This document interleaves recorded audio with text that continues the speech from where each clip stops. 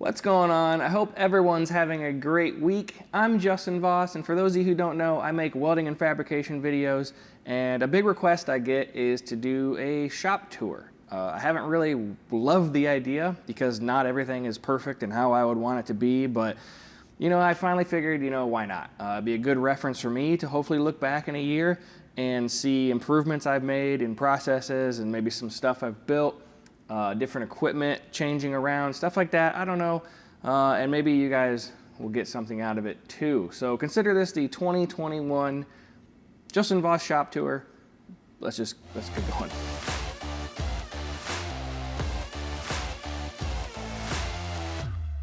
All right, well, first thing and the biggest thing in the shop when you first walk in here is the big old project truck I have back here. It is a 69 F100 short box. And, hope to get to it someday, make some videos about it. I've never restored a vehicle myself, so the videos will be definitely me learning something. It's not in too bad a shape. I like the color that it came in, the factory blue, the rocker panels are all in pretty good shape. I don't know about the floor, but the bed is the roughest. Someone put this like vinyl flooring down in here, and it's all rusted out pretty much under it. I don't know if they did that because it was rusted, but it definitely made it worse, it being on there for so many years. That's just my job site Bosch table saw. I think it's a Bosch. Yeah, doesn't get a ton of use, but I want to do more woodworking, so hopefully we'll get more use out of that. Over here, this is my least proud part of the shop, is just most of my junk that I don't have a place to organize yet. But there's a Crown Vic front end that will hopefully go on this truck eventually. And yeah, that's about the only thing interesting over there. This truck does have a 360 big block in it. I don't know if I'll keep that in it. I do like the idea of kind of like resto mod style stuff, fuel injection, crate motor kind of thing. So we'll see. Next up, right next to the truck, is my Jet horizontal bandsaw. I bought this used from a friend a while back. I bought it along with my very first TIG welder, kind of a package deal, gave me a good deal on it all. And that's kind of what I got started with in my garage back, I'm guessing around 2010 is when I started like collecting metalworking equipment at home. Working in fab shops all the time, you naturally want to get your own tools at home to do all these ideas that you collect in your head while you're working at work, doing stuff that's maybe not as fun. So that was one of the first big purchases. Of course, at the same time, I was collecting hand tools and stuff like that, but a lot of that stuff needed to stay at work. And so I often ended up with 2 pairs of everything. This guy is kind of my catch-all cart right now. I'm holding all my Blue Demon filler rod. I obviously would like to eventually build something better than that in the future. That's gonna be kind of the theme of this video, is the way I do stuff now and then the way I would like it to be. This table, one of my first tables too, I built for my garage, just kind of a fab table. The idea with the carpet is that you will not scratch aluminum if you're doing like aluminum sheet metal work on it. Right now it's a little dirty, so I wouldn't lay anything on there like that anyway. Probably gonna replace the top with something a little bit better. Over here is one of my first tool carts. I had this at a few different race teams. I would just fill it up with all my fab tools. Fabricators don't usually use a ton of hand tools, so this, at least in racing, so this was plenty of room for that. And then anything else, a lot of times the team had as far as bigger stuff. I'm jumping all over, but I'm gonna come back across the shop next to the bandsaw, and this is my Beverly Shear. I bought this brand new quite a while back now too. And then I built the stand for it. The stand is not quite heavy duty enough that I would like it. It does like flexes a little bit. So maybe a new stand for that is in the future. And then this bench grinder I got from my grandpa, and I built the stand for it. There's a video on that. Any videos or items that I've bought online, I will leave links to them all down below, so they are easy to find. New Craftsman toolbox. This is kind of a recent purchase. I had tools laying everywhere, so I bought this trying to organize everything. Bought it right before my local Sears shut down. There's a whole toolbox tour video also. The main part is the air tool drawer, which has got all my favorite stuff in it. Next to that is kind of the heart of the shop, which is my Ingersoll Rand 60-gallon air compressor.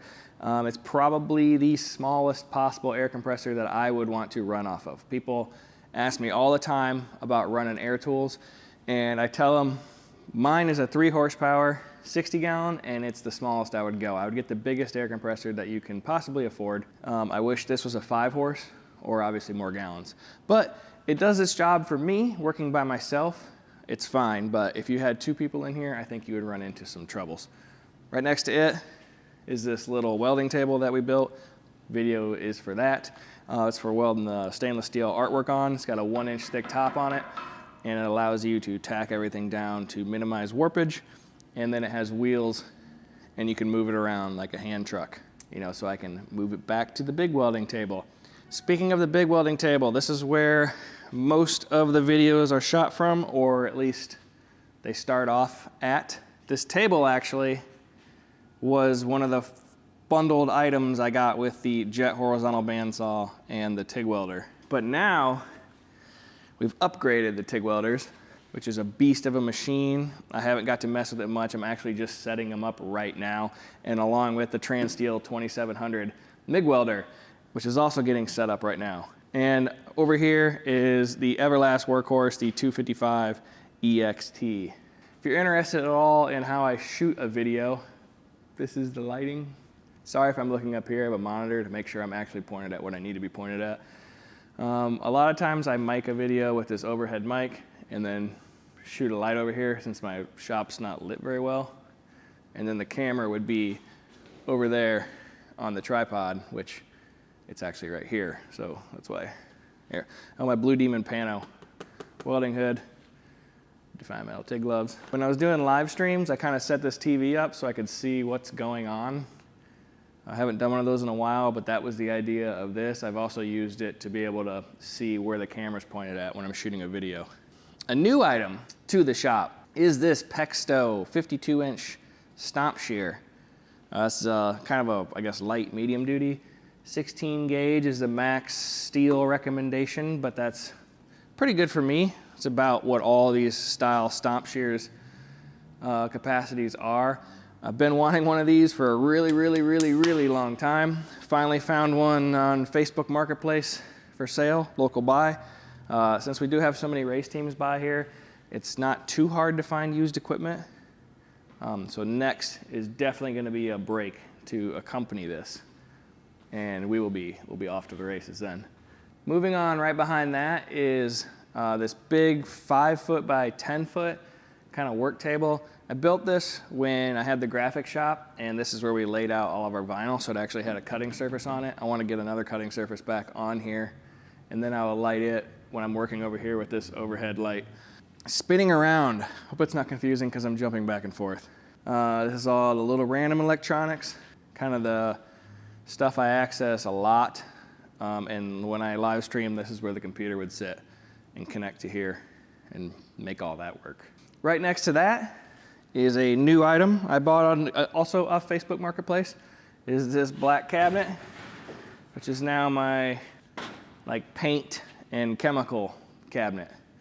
Got a bunch of brand new CRC stuff that they sent to try, and one of the ones I'm kind of looking forward to is these mold releases that they have, so we can start doing some epoxy molds maybe. I know this place might seem kind of big and excessive. I wouldn't even have it if I wouldn't have started a graphic shop with a business partner back in 2016, and that business actually, we ended up selling it, but I kept the place and started shooting videos here. I was, kind of working out of my garage, and I was like, at the time, I could pay rent, and thankfully, YouTube has grown into where it covers rent. So I'm super happy for that, super happy for everyone who watches and makes that kind of stuff possible. It's kind of hard to believe. But I did start collecting all this, like I said, way back 2010 and earlier, and just been slowly growing it. I'll get a lot of comments where people say, oh, I wish I had all those tools. And trust me, you can do a lot with a little. You don't need everything I have. A lot of the stuff I have just makes stuff faster. And since I am doing projects as fast as I can, or as often as I can for videos, having the best tool for that helps a lot, but you don't need it. Speaking of stuff you don't need, but is really, really cool, something I just got from my wife for Christmas is a 3D printer. This is a Elegoo Mars resin 3D printer. It's just a little guy, but I got it on Amazon. I'll leave a link to it down below, or my wife got it on Amazon. And it's a really inexpensive resin printer. It's crazy how affordable these things are becoming, really. And the level of detail that these things can do is unbelievable. This is the little test piece that it has you print when you very first set up the machine. Like the file is already in there. You don't have to do anything besides pour resin in there, and the detail is crazy. This is a good time to talk about this video sponsor, which is Skillshare. Skillshare is an online learning community with thousands of inspiring classes for creative and curious people. So whether or not you want to learn a new skill or expand on one that you already have, Skillshare probably has a class for you. Since I'm currently working on getting my own business going, the next one that I'm interested in is a class from former chief evangelist at Apple, Guy Kawasaki. His class is called Art of the Start, Turning Ideas into High Growth Businesses, where he shares some of his business and investment experience to help others get their new businesses off the ground and avoid some of the common mistakes. Skillshare has tons of classes across illustration, graphic design, photography, video production, and a lot more. It's crazy how much they have. If you're interested in trying out Skillshare yourself, the first 1,000 people to click the link down in the description will get a free trial of their premium membership so you can start exploring your creativity. All right, next, moving on down here, I got some new shelves that I put up, kind of a divider between the shop area and the office area. It's not perfect, it doesn't really stop dust or anything, but this is kind of the shipping area. These are all Defiant Metal gloves and scale and some boxes. There's more junk back there too for shipping. Shipping's a pain in the butt, I hate it, but something you gotta do, and I'm just glad that people wanna buy something that I have to ship something, so that's great. And back here is kind of my office computer working area where I edit all the videos. All this stuff, this desk and this desk over here was all bought as part of the print shop because there was 2 of us working here. I did all the design, my partner did all the business stuff and installation, stuff like that. So this is where I edit videos. I have my overhead Rode mic on a boom arm in case I need to do voiceovers while editing. That can speed up the process right there. Up top, some old NASCAR helmets from pitting. I guess they're not all super old. This one is from 2020, this last year, as a fueler. This one is a tire carrying helmet, fueler helmet, tire carrying helmet. Down here, have a 1984 original Macintosh. I don't know why, I just like Apple and computers. And then right next to it is the first iPad. I don't have a iPhone 1. If you got one laying around, you want to send it to me. It's not much, but you could call this the kitchen. I mean, it's just me, so. Over here is the kind of podcast setup. Right now, the only one who uses it is my wife and her friends. They have a podcast. I hope to eventually do a podcast. I was really into it. That's actually what got me transitioned into YouTube. I started off with podcasts because I was too nervous to actually be on camera. I thought just talking into a microphone was something I could handle. And now that I've fully gotten into YouTube, I've had a hard time finding a schedule to be able to do some kind of a podcast or what it would even be about. But that's it. That's pretty much the whole place. There's not really much else to it. I do want to give another thank you to you for watching these videos and allowing me to have a shop like this. I know not everyone can, especially just to do like their own little kind of hobby projects and stuff like that. I was in my garage for a long time, and not that there's anything wrong with that. Just where I see this going and expanding and getting more equipment to be able to do more projects and more different types of videos. The space is really great to have, and I owe that to you guys for watching. So thank you again to Skillshare for sponsoring this video, and I'll see you guys next time.